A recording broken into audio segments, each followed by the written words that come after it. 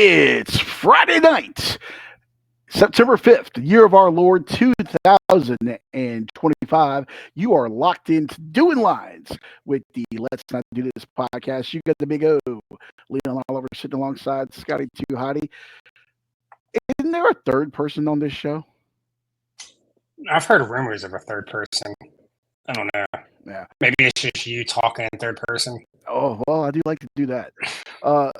Chris Green's supposed to be here with us, but apparently the senior center closes at 8. I guess he had his Matlock watching, and I don't think he saw a single snap of this Chiefs-Chargers game from Brazil, nor do I think he knows where to locate Brazil on the map. So he'll be delighted to watch the show tomorrow morning, the replay. But yeah, he is in absentia, so we'll have to press on without him. I think he might be hiding because he hasn't won a bet this week. Yeah, quite rough for him so far. But we're here, and I can't finish the rest of that sentence. I was going to rhyme. But yes, we're here, and we just watched a scintillating Friday night, I guess, football game on YouTube. Which, by the way, Scotty, before we get into the breakdown of this Chargers win over the Chiefs in Sao Paulo, hats off to YouTube. Congratulations. Give yourselves a pat on the back there, guys. I don't know about you. Everything on my end was great. No buffering, yeah, it was great. No glitching.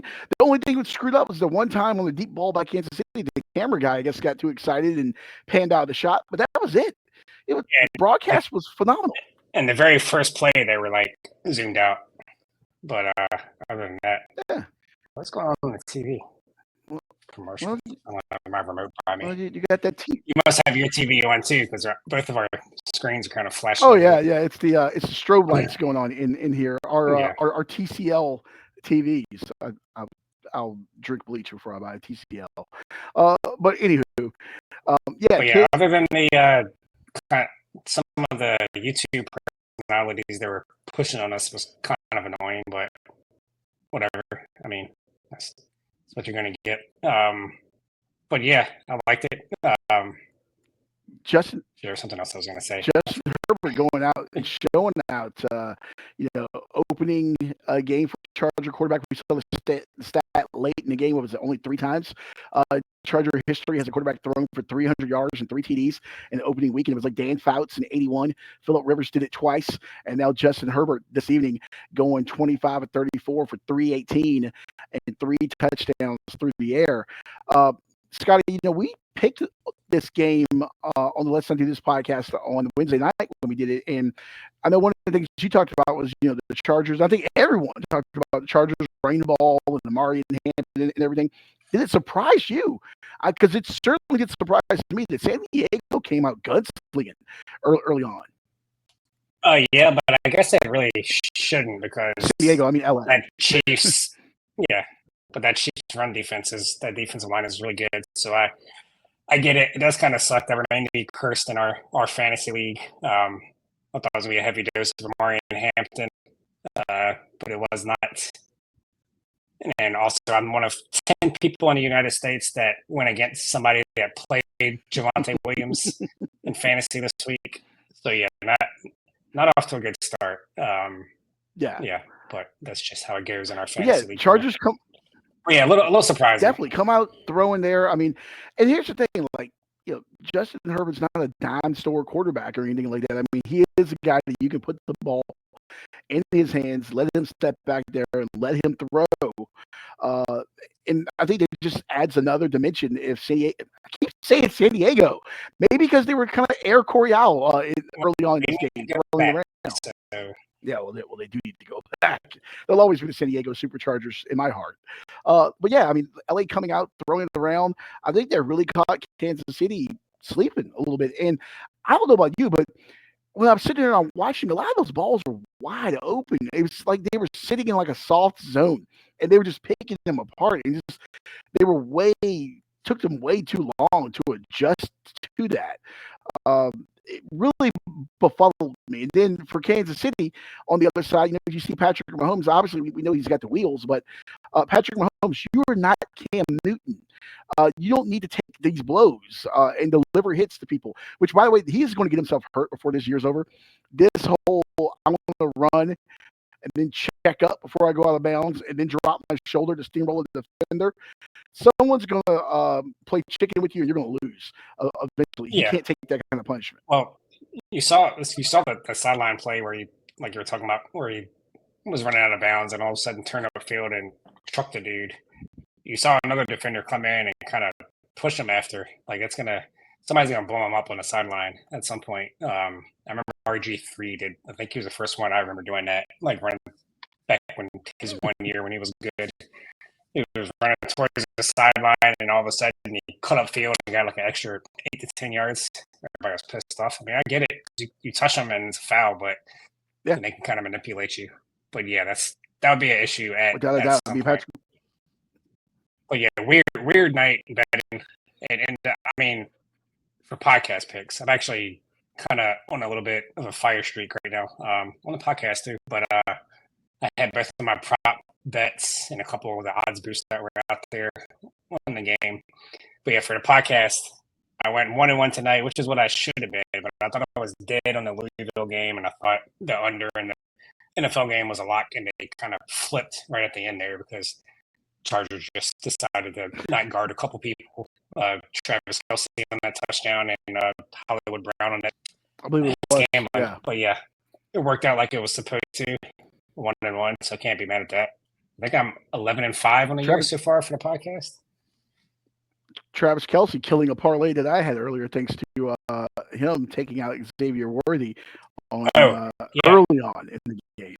Going back to our fantasy league, guess who has Xavier Worthy? Bad luck for you all around here. I'm making money, so whatever. These are, but it's hurting you emotionally, and that is what I like to see: the pain, the despair, the distraught. In fact, I hope that Chris, even though A, he's missing the podcast, which he should be here. B, I hope he's having very bad dreams right now. I want like Freddy Krueger in his dreams. I want Frank Beamer in his dreams. That's probably what haunts him. All those losses to Virginia Tech. So yeah, I want him to have that, and then I want you to have fantasy losses in crushing manner. And also, speaking of losses, you mentioned the under this evening, and then yesterday in the Dallas-Philadelphia game. Of course, you were on the over on that one. We see both teams score on the first 8 drives of the game yesterday, and then the last 8 drives of the game ended with no points. Only time in NFL history. It was the only NFL game in the last 30 years with the 8 consecutive scoring drives to begin the game and 8 consecutive non-scoring drives to end the game. So yeah, that's I don't know if I can read right, but yeah. Yeah, I was so close to betting the over, but I switched to Dallas plus 8.5. Yeah. So let me ask you. Worked out. Let me ask you this: going back to this game this evening, what do you take away from this? Is this a changing of the guard in the AFC West, or is this just, hey, it's week 1? It's they lost a big piece in Xavier Worthy that they probably had in their offensive game plan, and they're in a foreign country. It's just, hey, it's 1 week, or is this a changing of the guard, so to speak, and the AFC should be on notice now? I don't know if you can call it a changing of the guard. Friday night, week 1, but and they're not going to give up those huge plays. Like, more often than not, they're not going to give up them 2 huge plays that got Kansas City back in the game. But yeah, I think the fact that Worthy's, we don't know how long he's going to be out. We thought that they were going to have their receiving core, and now Rashee Rice got suspended for 6 games, questionable, but he was out there. He played decent. I don't know. I think if you're a Chargers fan, you definitely feel good about yourself in the future and possibly winning that division. Obviously, we're doing overreactions for week 1. The Chiefs are their Super Bowl window's done, and the Chargers are the new Chiefs. You can't panic yet, but there is some cause for concern. But you can't do week 1. You can't make any long-term proclamations. That's not the word I'm looking for, Yeah. but you know what I'm trying to say. It's just week one. Like if you win 80-0, it doesn't really mean anything. You can be optimistic, but see if you can do it 2 weeks in a row. See what the Chiefs look like next week. I don't know who they play, but see if they bounce back. But I mean, again, as bad as they played, and it goes back to last year, we said that they weren't the Chiefs and they got to the Super Bowl. But then you look at tonight, and they had a chance to go down the field and get back in the. I mean, they got back in the game. They get a stop. You know, who knows? Mahomes might drive down the field and score, win the game. So they were right there. So yeah, long season. We'll Here's the thing about Kansas City losing this game, though. You lose this game in Brazil. Now you have to come back, and you're at home, and you're taking on the Eagles. And yeah, rematch of the Super Bowl. We know, Philadelphia didn't exactly set the world on fire. Kept Dallas in that game. They got some issues, especially on the defensive side of the ball, to clear some things up there. But you face the possibility that team could start 0-2. And we know all the stats. I don't have them in front of me about 0-2 teams making the playoffs. And of course, that was from a 16-game regular season and now a 17-game regular season. But just something to keep in the back of the mind there. They could find themselves in some very unfamiliar territory early on there and start, have to come from behind. But certainly an encouraging win. You don't want to make too much of it, but an encouraging win if you're an LA fan. And the Chargers next week go to Vegas to take on the Raiders there, and we'll see what the Raiders do in their season opener on Sunday. So encouraging signs there, but that puts a bow on the portion looking back at the game from this evening. Let's get into some of these games coming up tomorrow and on Sunday. And for that, we go to our betting picks brought to you by Absolutely No.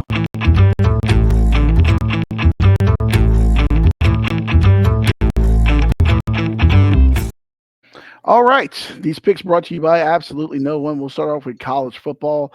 Chris is not here, so we'll hold off on his. We'll have to just post his on social media tomorrow. Or we just, just like in school, he'll just get a 0. That's pretty much what he's used to. Just give him a 0. Well, yeah, it was the first year we did this. He missed quite a few weeks, so yeah. He'll just get a 0. But, we just gave him like a non-participant kind of thing. No, we're just going to give him like losses this week. You miss a show, you just get losses now. That's how it should be. Yeah, that's how it should be.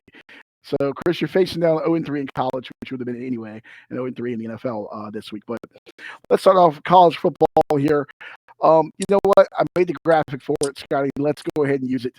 Let's go ahead and just start off with the big game this week. ESPN College Game Day. They are there. Saturday, Norman, Oklahoma. Michigan at Oklahoma. 2 big names, college football. Bryce Underwood, the freshman, what is he, the $12 million man or whatever he is, on the road, getting the start. Imagine an environment making your first start, true freshman, your first road start, true freshman on the road in Norman, taking on the Sooners. And yeah, they ain't the same Oklahoma team as 10, 15 years ago. It's still on the road at Oklahoma. It's a true freshman. What an environment to go into if you're Bryce Underwood taking on John Mateer and the Sooners. Oklahoma laying 4.5 over under 44.5 right now on ESPN Bet. Scotty, I'll start with your thoughts here. All right. Before, I'm just doing a little search on Twitter here. I don't know if this guy commenting is Philly Mike OG. I don't know if he's trolling us or if he got some bad information versus NFL soft. What is that? I didn't see how they suspend Jalen Carter for the remainder of the season. He's not suspended for the I'm not seeing where they've announced anything yet. So I don't know if you're trolling or if you got some bad information. You might have got tricked by one of those fake Adam Schefter accounts or something. But I don't think they've made any decisions on Jalen Carter. But he should. Obviously, this guy's a Eagles. So it looks. Call for spitting. You don't spit on somebody. Right? I got jokes. I got jokes. You do see where Dak spit in his direction first, but you can't go and get in his face and spit on somebody. So he's probably going to get suspended. I would say a game. I'll say 1 game. but who knows what's going to happen? But they haven't made any decision that I've No, seen. nothing's come out of that. NFL and, Yeah. and soccer obviously are two different things. But we saw Luis Suarez, Miami, Inter Miami FC. He spit on a staffer of an opposing team after a game the other week, and I believe MLS just gave him 5 or 6 games. But that's a little bit of a different beast there.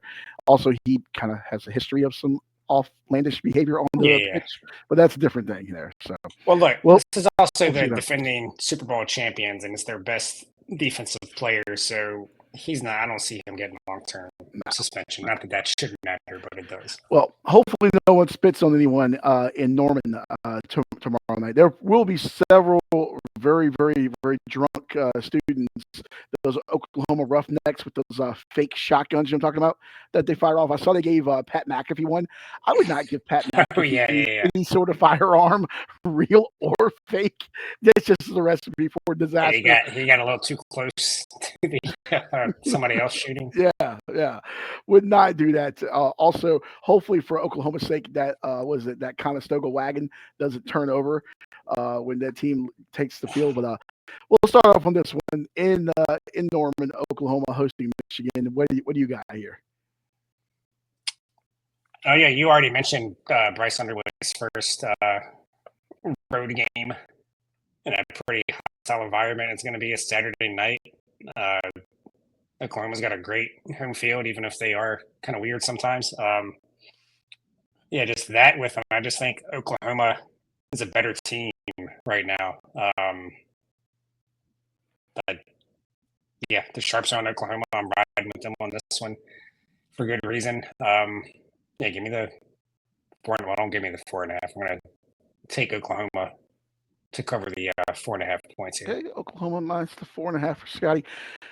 I'm on the opposite side on this one here. Listen, Michigan, last week they beat New Mexico 34-17. I don't think they were trying to show a lot last week against the Lobos. You can kind of tell they took the foot off the gas a little bit there. Not exactly locked in. They knew what was coming up this week. And you look at this Michigan schedule. If you get past Oklahoma, then you have Central Michigan. Then you have Nebraska in Lincoln, the Bussin' Bowl. Will Compton and Taylor Lewan will be there. But Nebraska didn't exactly look like world beaters when they played Cincinnati.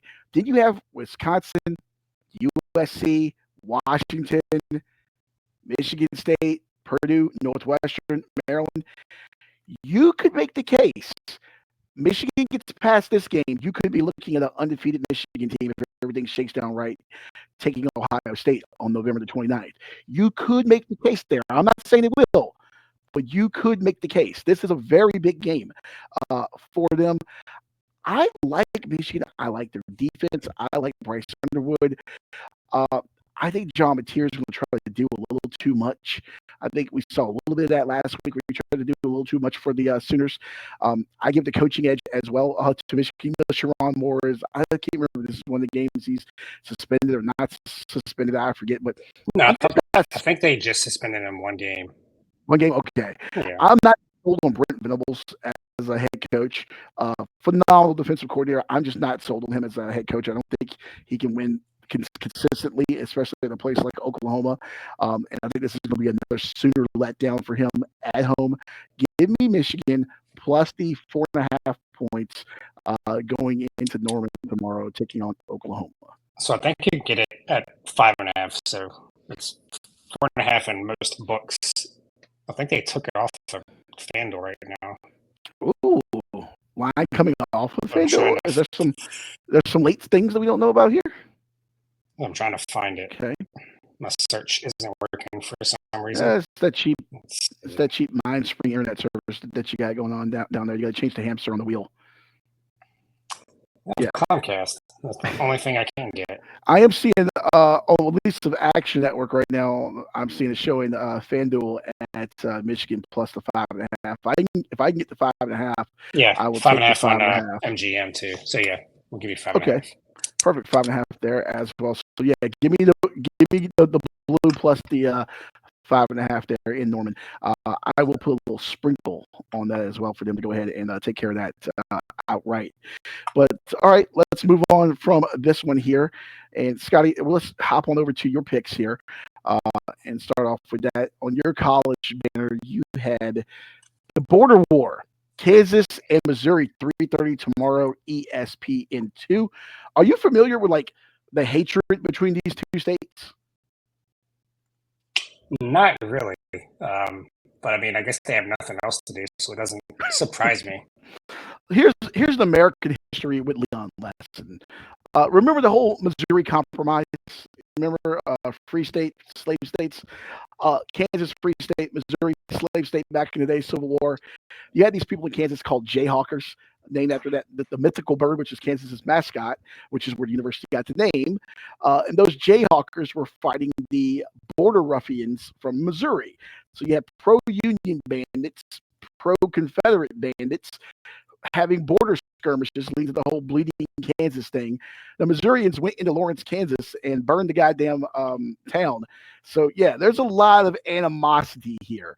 They can't even decide on what the all-time series record is. There's a game in 1960 that's contested because I believe it was Kansas used an ineligible player allegedly. They don't like each other. They don't like each other not one bit. And it goes further back than schools. It literally goes back to the war between the states, the Civil War. They do not like each other. Bo Prabula, Missouri's quarterback, apparently did not know that.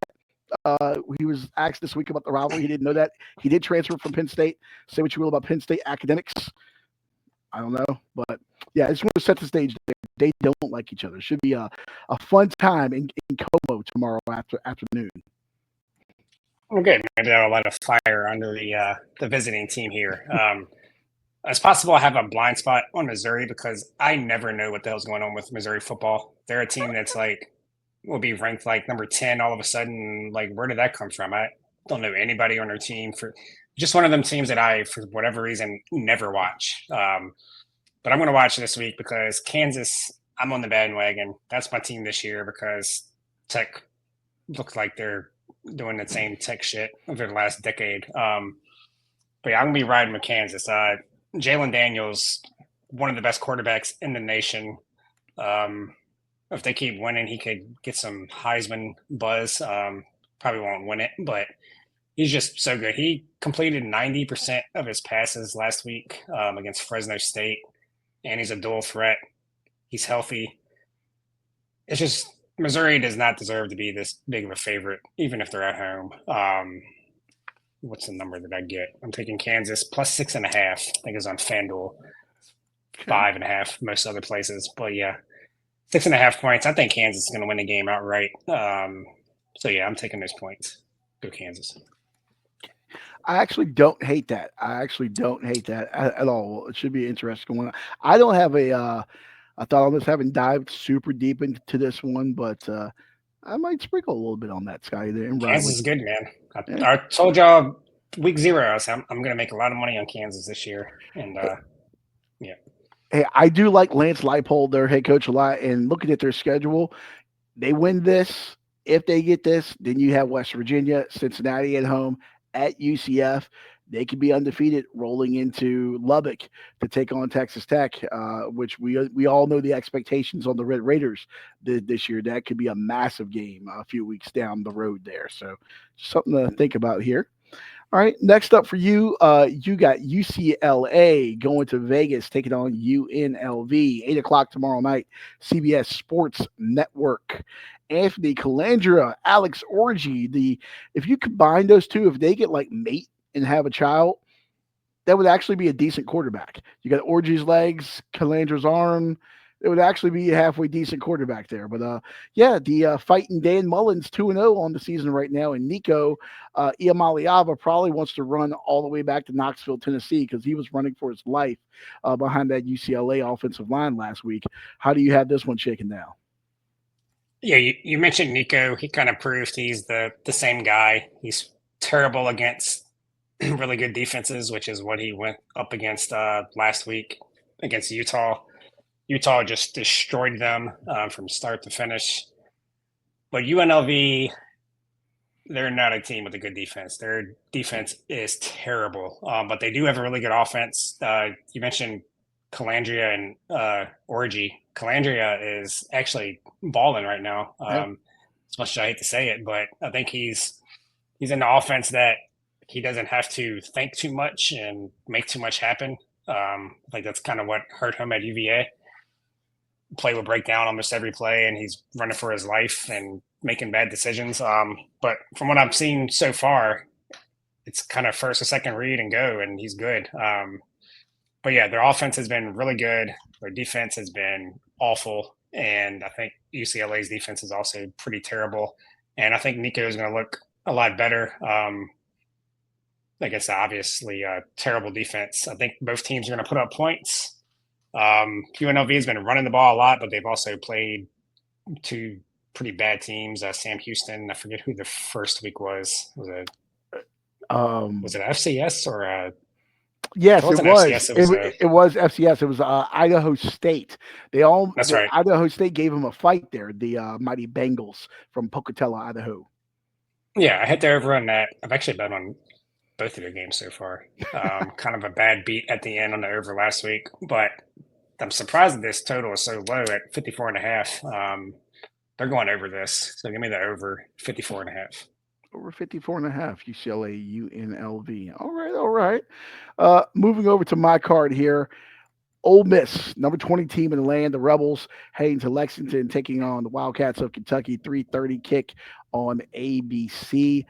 Scotty, do you remember last year? Remember Ole Miss missed the college football playoff? What loss probably kept the Rebels out of the college football playoff? Kentucky. Yeah, it was that loss at home to Kentucky. Inexplicable loss, but Lane Kiffin teams always seem to have one of those at home to Kentucky.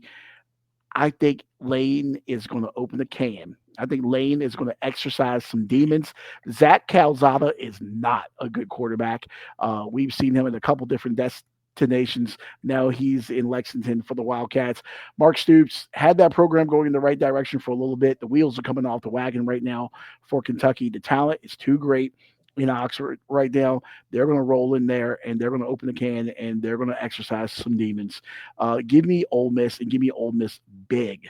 Looking at the lines on this, most places have it about 9. I have seen 9.5. But give me the 8.5 points that I can get right now on ESPN Bet and on FanDuel Sportsbook. I'll put it in on one of those. But yeah, give me Ole Miss minus the 8.5. To quote, remember the Titans, run it up, Herman. Leave no doubt. That's what the Rebs are going to do tomorrow. You're going to hear a lot of hotty toddy in Lexington. Yeah, I might ride with you on this one. It was at 10.5, and that's one of those lines where you look at it and you're like, oh, Kentucky's going to keep it close because they always do.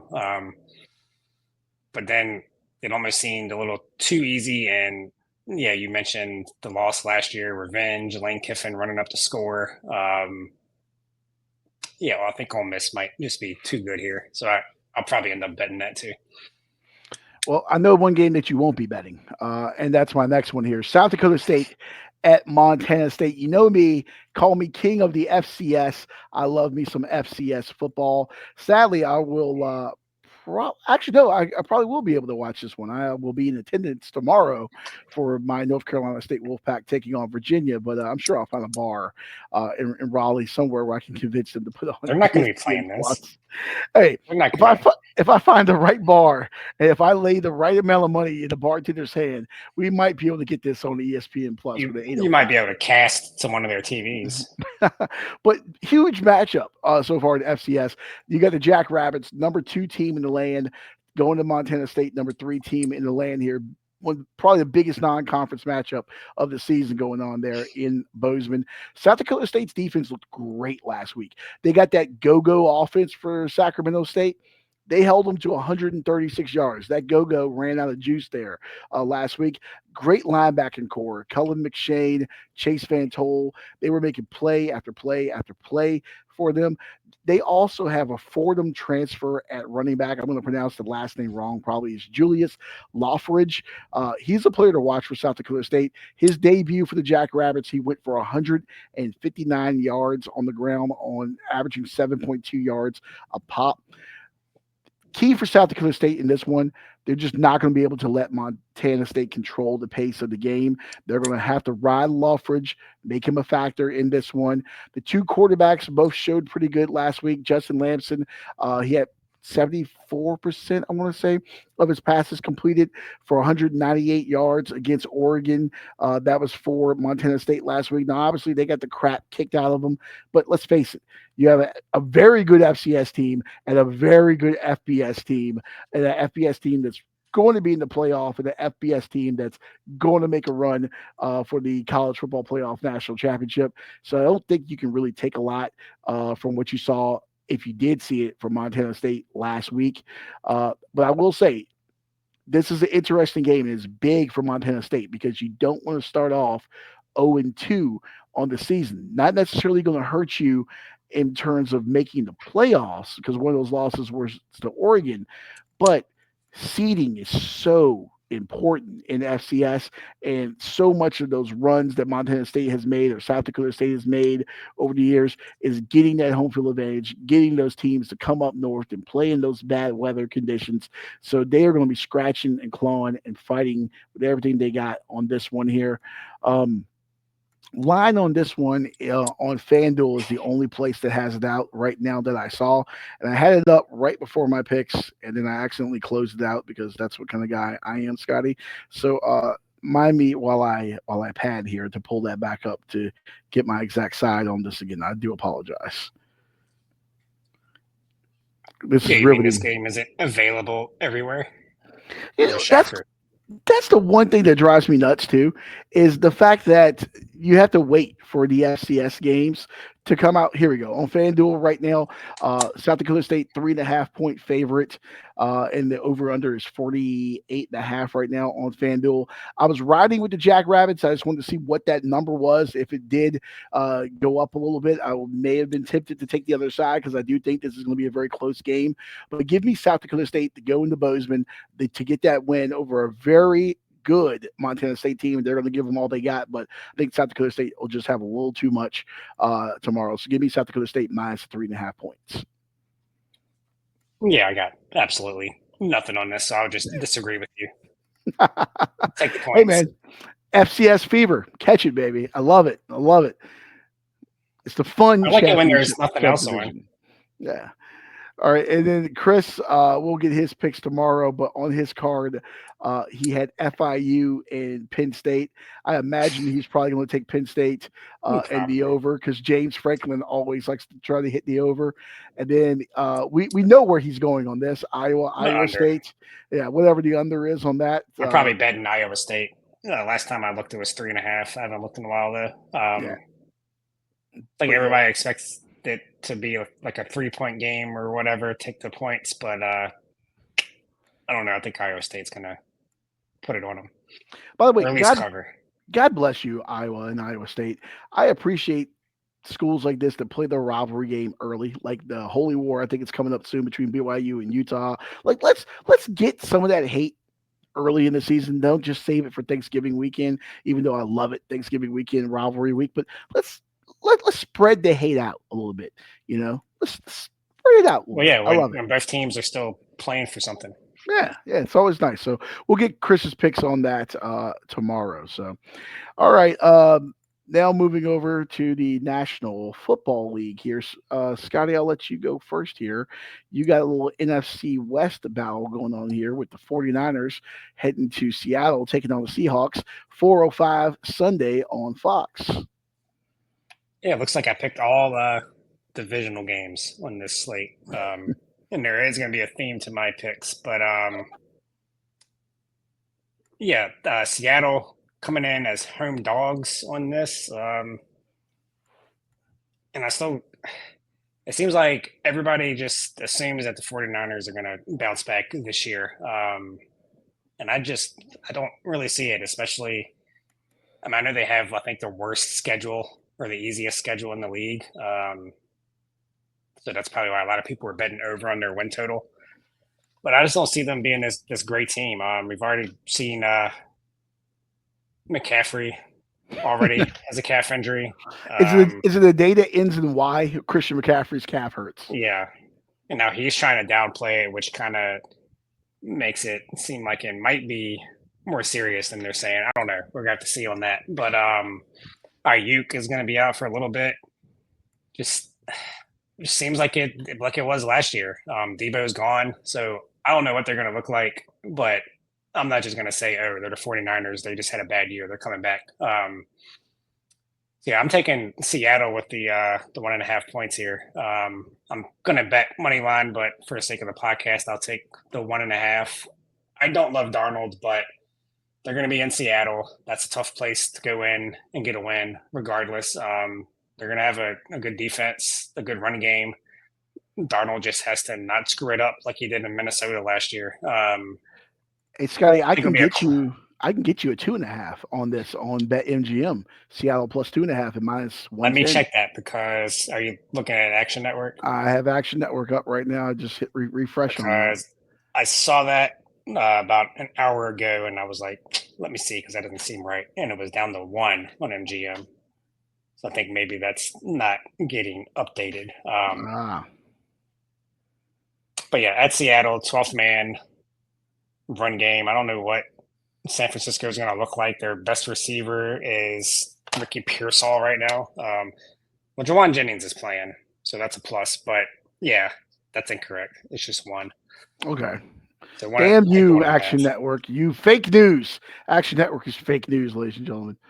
Whenever you see an outlier like that, I always go and check it because every now and then something doesn't update. But yeah. Yeah, down the 1 on there. So you're taking the 1.5 with the Seahawks. Yes. Perfect. Yep. All right, going with the Seahawks 1.5. Cooper Kupp's Seattle Seahawks. I wonder how that jersey's. I wonder how that jersey's selling. All right. Next up, we got Detroit rolling into Lambeau, taking on the Packers. 4:25 on CBS, America's most watched network. Yeah. So I had another game. I said there was a theme, but this game actually, I'm not picking a side because I had another game in my head and I switched it out for this one. But basically, I'm fading the public on this one. They're heavily on the over, and I see why. But I'm taking the under 47.5. It just seems like a lot of points. We all know historically the golf and outdoors. Last year, he actually kind of bucked that trend, played pretty well outdoors, but still, I think no Ben Johnson first game. I think you're going to see a lot of running with Gibbs and Montgomery from Dan Campbell here with the Lions. So I think they're going to be trying to chew clock and, yeah, just tough division game, week 1. I see this kind of being more of a grinder. We both picked the Packers to win the division. But I can also see them kind of coming out. You know, Jordan Love hasn't been healthy in a while. He's finally healthy. Yeah. Jaden Reed I don't know if he's playing. If he is, he's banged up. So, and then you got Matthew Golden, rookie receiver. So they've got some kinks to work out. Parsons may or may not play. Everybody expects this to be a high-scoring game, and it could be, but I actually think it's going to go under the 47.5.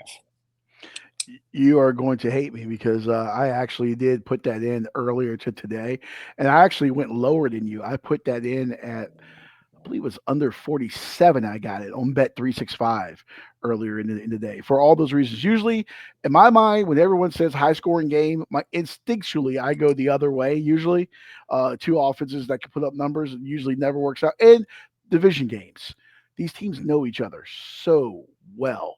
It's just. Yeah, and I get Detroit has 2 new coordinators. I get all that, but still, at its core, these teams know each other so well. It's hard for me to see over here. I went under 47 on BetMG. On Bet365 earlier. So is that one of your bets? No, it's not one of my bets. I just actually put that in earlier. I'm making my charitable contributions to Virginia's tax fund. You know, just what was the Virginia lottery goes to the kids, like school, right? What does betting in Virginia go to? What does that revenue go to? I got some potholes out here. I don't even know. I feel like that's been overlooked. I don't know. I love that it's like all this money goes to the schools, and then like, okay, well, just spend more money then or whatever. I don't know. I'm not a politician. Yeah, let's not do that. Yeah, Let's yeah. not do Let's this. let's not do this. Let's not do this. Minnesota going into Chicago, taking on the Bears. 8:15 Monday night, ABC and ESPN. JJ McCarthy gets the keys to the engine there at Soldier Field. Yeah, and that has a lot to do with this pick. Another home dog in a division game. Historically, home dogs in division games cover at like a very high rate. That's part of the reason why I'm doing this. But yeah, you mentioned JJ McCarthy. I know Kevin O'Connell is supposed to be like a quarterback whisperer. We saw it last year with Darnold, but I got to see it from McCarthy first. We still don't know if he can throw the ball in like offense because he didn't do it much at Michigan. He's the prototypical looks like a QB, so he must be like Daniel Jones and Mitch Trubisky. I got So one that for you. worked out. Christian Hackenberg. Yeah, Yeah. yeah. So I don't know. It doesn't mean he can't be good, especially in this offensive system. But I don't trust him. I can't bet on him yet. And Chicago is improved. They improved the offensive line. They got a solid defense, good receiving core. At Chicago Monday night opening week, it's gonna be nuts there. Not the best environment for JJ McCarthy to have his first start on the road like this. Yeah, I think the Bears are going to win this game and obviously cover the 1.5. Interesting. Okay. I don't know what to make of this game. I'm not touching a spread. I'm not touching the total. I'm not touching anything on this. Uh, I am going to look at props on this. I haven't done it yet, but one thing I'm intrigued to look at is TJ Hawkinson, young quarterback. What's their best friend? A good tight end. That's TJ Hawkinson. Also, Adam Thielen coming back to Minnesota. Just worked out that trade recently, coming over from Carolina. And you have Jordan Addison suspended right now. You got to figure Thielen's probably going to be that number two option. I know they have Jalen Naylor as well, but Justin Jefferson always is going to garner a lot of attention. You also have a guy like Aaron Jones that can catch balls out of the backfield, and you have TJ Hawkinson. Maybe people think Adam Thielen's washed. Maybe he becomes that guy snagging a few balls. I might look at some props on him with his totals. Haven't done that yet, but that's where my mind is going. But I'm not touching the total. I'm not touching the side on this game. Yeah, kind of like I don't know, kind of like the over if I had to bet a total. All right, moving over to my games here. Carolina and Jacksonville. Yuck. The last time David Tepper made the trip to Jax, I believe he threw what was it, a drink on the fan and got fined like $300,000 or Yeah. whatever. So hopefully for his sake, it doesn't repeat that. Obviously, they're doing a lot of renovations and everything in Jacksonville. New stadium experience coming there soon. There's a lot of hope with Jacksonville. You got Travis Hunter. I believe he's like number 2 on the chart at DB, but he's a starting wide receiver. I do like Tank Bigsby and Travis Etienne. I like that combo. A big year for Trevor Lawrence. I think it's really a proven year. Can he be the guy that everyone thought he would be? Can he lead them back to the playoffs again? I think the AFC South is a pretty open division most years, and this year is no different. But then you look on the other side, you look how Carolina finished the season last year. You saw Bryce Young get better as things went on. I do like Chuba Hubbard a lot and what they're doing there. I mean, you lose Adam Thielen, who was a good safety valve for him, a veteran receiver. But then you bring in Hunter Renfro, who apparently is not washed. He got cut. Then they signed him back.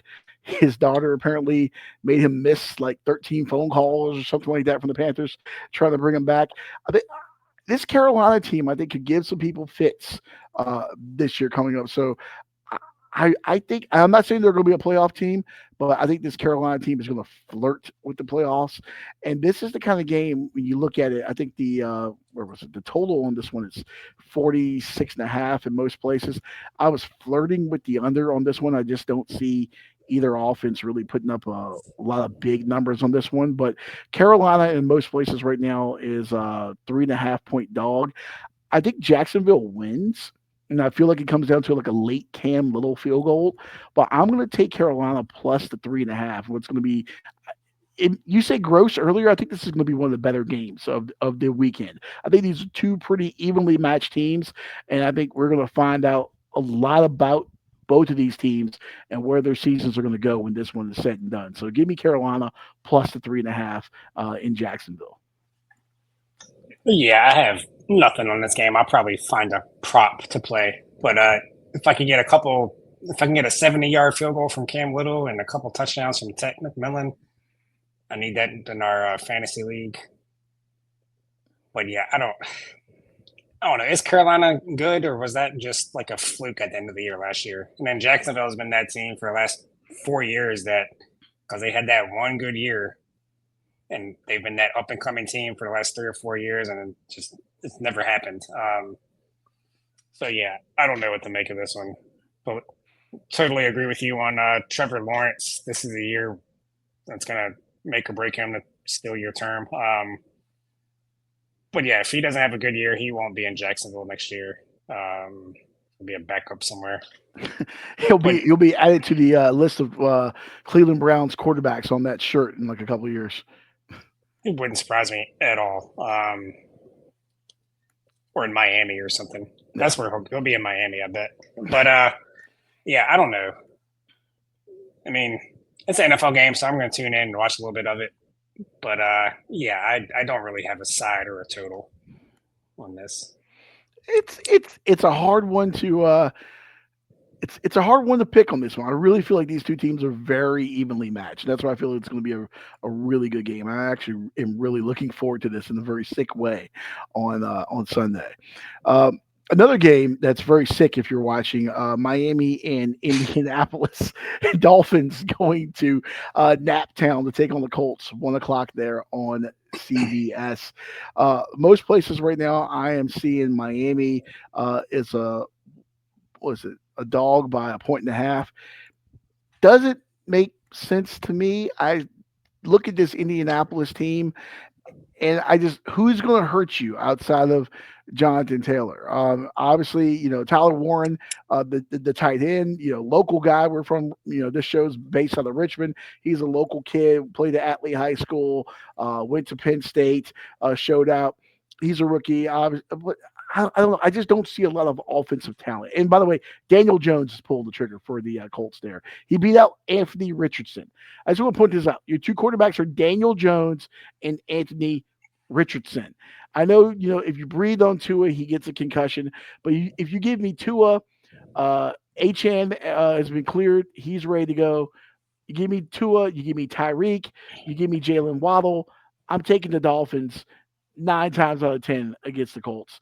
And by the way, that speed that Miami has, we're playing this indoors on turf. Give me the Dolphins plus the 1.5. I'm befuddled why this total is so close. I would push this to 4 or 5 points.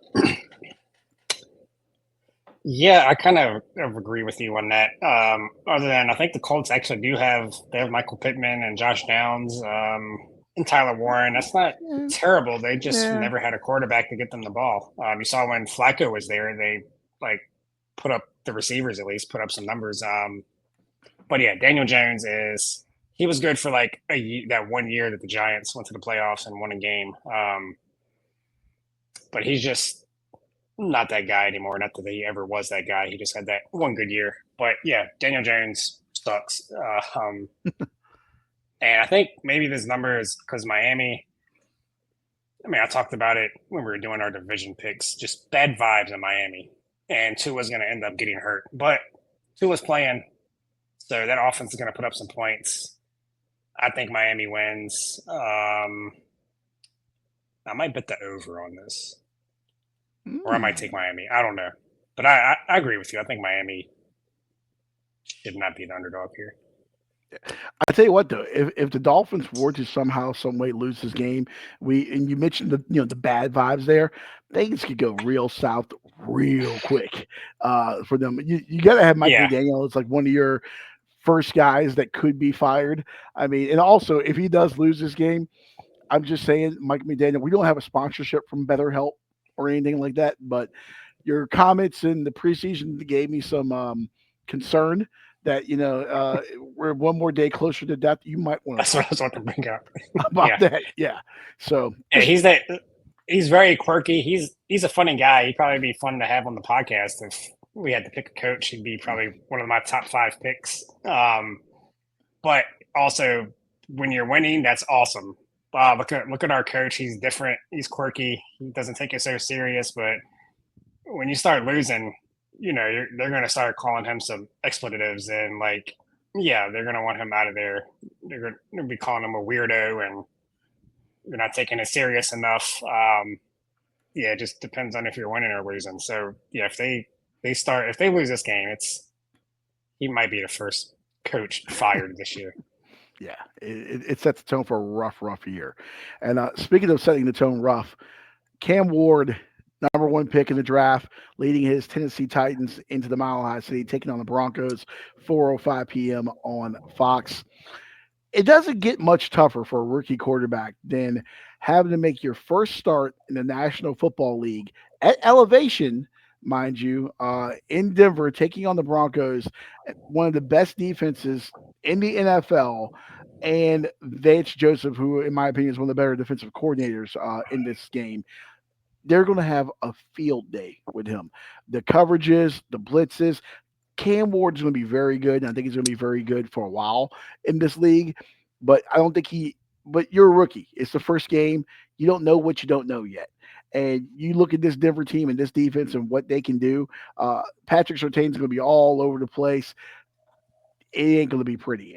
Most places right now, I'm seeing the line on this one. I just had it in front of me. Let me go back to it. I thought it was 8.5. Yeah, it was 8.5. I thought I could get it somewhere else here, and I accidentally closed my window. See, this is why we need someone to do this for me, Scotty. I need. This is fine. This is a podcast. It's not I need people to do these for me though. We're not on TV. I need to be. I almost said they're always changing though, so it's never. Yeah, I need to be serviced, is what I was going to say, but that was going to be very R. Kelly of me. So didn't want to put that out there. 8.5 in most places. Yeah, give me Denver. Thought I saw an 8 out there. Actually, no, I do have an 8 that's out here. So give me the Broncos minus the 8 points. I'm seeing this right now on Fanatics. So give me Denver plus the 8. I'm not going to say what I said. Yeah, I'm not going to say what I said Thursday night and be like, oh, give me Philadelphia. You can run it up to 14 because we saw what happened there. So, yeah, just give me Denver minus the 8. Somebody bet against Philadelphia on this podcast. And I kind of got the same vibes here. Everything you said is valid, but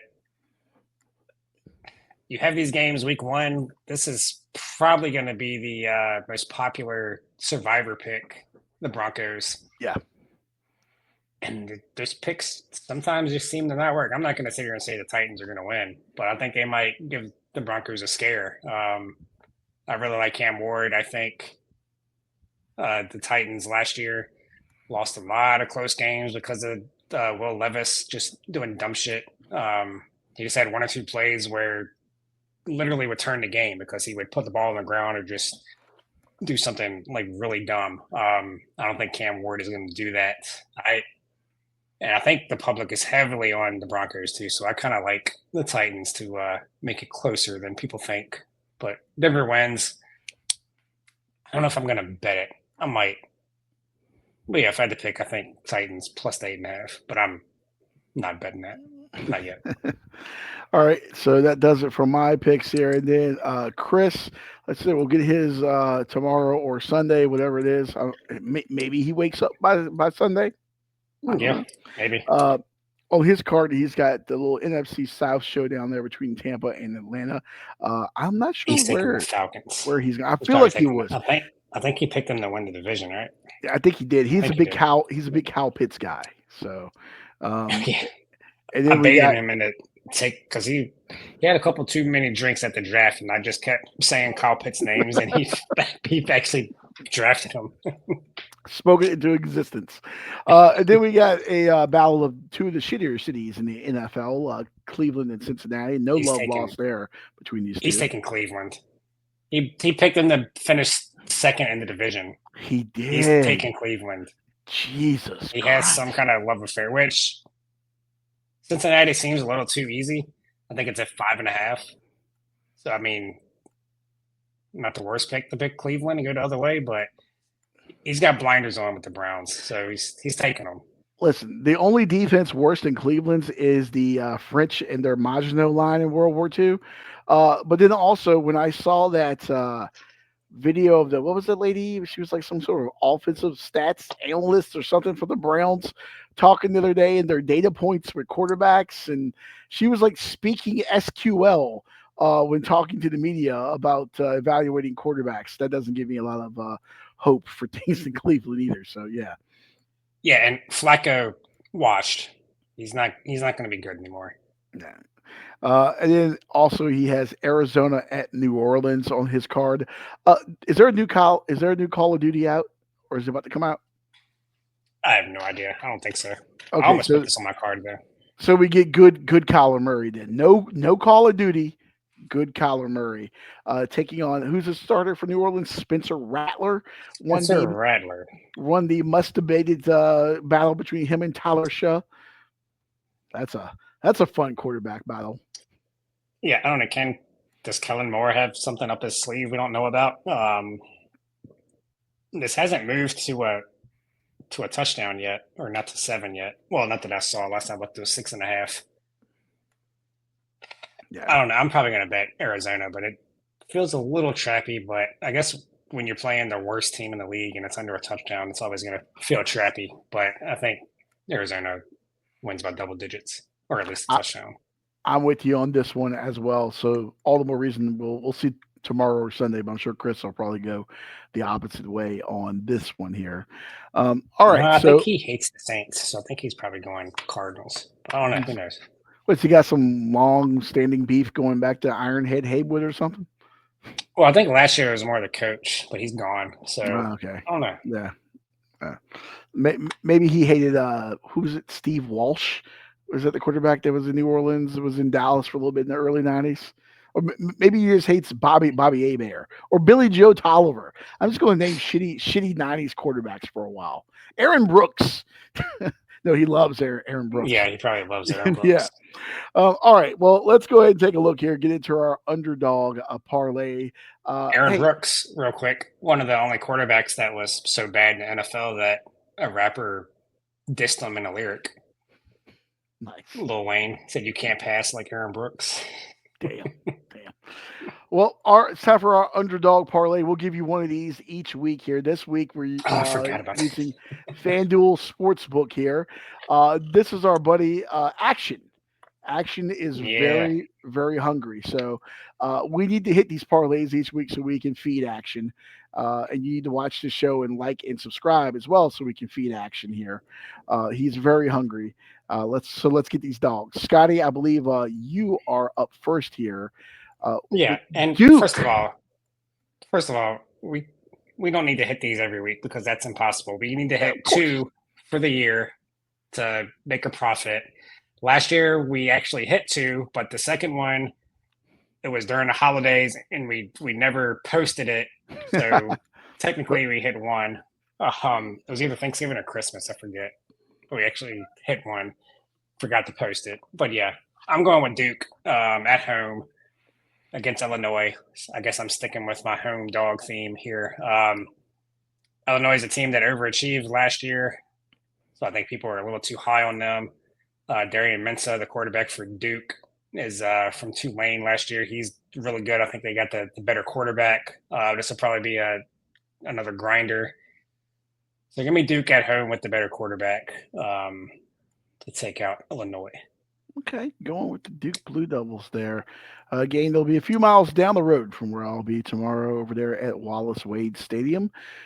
By the way, Duke, I'm seeing a lot of trendy picks on Duke is putting Illinois on upset alert this week here. So I don't hate that for you. Next up, do you know what school this is, Scotty? No, this seems like an obscure TV channel that only plays TV shows from the 60s. No, sir. It plays Golden Girls on a loop. This, God, I can actually see that. This is UTRGV. What does that stand for? The University of Texas, Rio Grande Valley. The Vaqueros in the FCS, playing their second ever game as a program. Okay, this came when UT Pan American and UT Brownsville merged in like 2015 or so, and then they made UTRGV. The Vaqueros played their first ever game last week. It was a 66 to nothing blowout at home over whatever a Soul Russ State is. It doesn't matter. Okay, they have a very good head coach that's been at that program for a couple of years, building things. He's helped to build programs before, back when UTSA was launching their football program as well. He knows what he's doing there, trying to build things out. That is Travis Bush, Texas high school football. He's got all that background. He's coached there. He's done that. They got a lot of transfers from a lot of Texas programs. They didn't just have Tom, Dick, and Sally come off the street and join the program. They got a lot of guys that have moved down from FBS and other Texas programs around there. They got a good fan base. They got a good support, and they're well funded as well. And now they're going to Prairie View A&M, who's, I'm sorry, they're a bad SWAC team. They're in the SWAC, so that tells you all you need to know right there. But they're a bad SWAC team as well. I know they were sub 500 last year. It ain't going to be close. I don't even know. There's no line out on this right now. It ain't going to be close. In their second game ever, UTRGV is going to run roughshod. Ride with me. I am your FCS guy. I gave you Georgetown as a dog last week on the road at Davidson. They won 51-10, 51-17, whatever it was. Ride with me in the football championship subdivision, the fun championship subdivision, as I call it. Give me the Vaqueros, UTRGV. All right. Yeah, sure. What I almost went, before we go to Chris's pick, what I almost went was Mississippi State at home against Arizona State. I believe it was 30-23 or something like that. Mississippi State came back, lost last year in the desert. Obviously, Arizona State doesn't have Cam Scatterbo. They still have Levitt and they still have Tyson. They're very talented. They practice in front of like 3 people ringing cowbells this week. Not exactly the environment you're going to face when there's 60,000 at Davis Wade Stadium at Scott Field ringing those insufferable cowbells. I really like Blake Shapen. I think Mississippi State's going to be a much improved team. They're toward the bottom of the SEC with Kentucky, but I think they're going to give people a lot more fits than they did last year. And I think that's an environment going down south, hot, humid weather, loud environment, cowbells, all this pressure and expectations on Arizona State. I think that's a game they could drop. I had it on here. I took it off. I had it on. I took it off literally 3 or 4 times. I'm going with UTRGV, but I am going to sprinkle some money on Mississippi State as well. All right. And then Chris on his card, he's got the Fighting Dan Mullins, the Running Rebels of UNLV, plus 100 at home, taking on UCLA. You had this game on your card. Where were you on this? The over. But I don't hate the small underdog pick here. Like UCLA got blown out last week. I could see them maybe bouncing back. It's at UNLV, but there will probably be just as many UCLA fans there. Will it though? I don't think anyone cares about UCLA football. Nobody cares about UNLV. That's for damn sure. I watched. I think it might have been week 0, and there was nobody in the stands. It was sad. Troy Aikman and Cade McNown and who was the guy that was a running back with the Redskins, went to UCLA, Deshaun Foster, aren't walking through that door anytime soon. Okay. Wait, isn't he the coach? Who's the coach for UCLA? Oh, yeah, it is Deshaun Foster. Deshaun Foster. Yeah, that's right. It is Deshaun Foster. He is walking through that door. He is. He literally is. And remember at Big Ten Media Day, he inspired confidence last year, telling everyone repeatedly that they're from Los Angeles. So there is something to, like, UCLA played a real team and UNLV hasn't yet. But also, UCLA got their ass kicked. They got beat up last week. So I don't know. I'm actually looking forward to that one. That'll be an interesting one. I mean, let's face it. I feel like Dan Mullen is the perfect kind of guy for that UNLV program, and to get things back on track there. So we'll see what happens. You put these three together, put them in the FanDuel Sportsbook right now. You get 1021 of your odds there, Scotty. If you take a fresh, crisp $100 bill out of Chris's wallet while he's sleeping, and you go to the FanDuel Sportsbook and you play that, how much will that pay you when that hits? That will pay you $1,021 plus your 100. Nice. Oh, you actually wouldn't make anything because Chris doesn't have $100 bill. I don't think he's ever had $100 bill. But if he did, maybe he's out there making one right now. That's why he's not here. Literally making one in a print shop somewhere. But yes, our underdog parlay, our hungry dog, we got to feed action. Look at action. Each week that we don't hit this, Scotty, he's going to get a little hungrier and maybe a little cuter. We need to feed this little guy. So Duke, UT, RGV, and UNLV. You're going to make me go buy a lab and name it Action.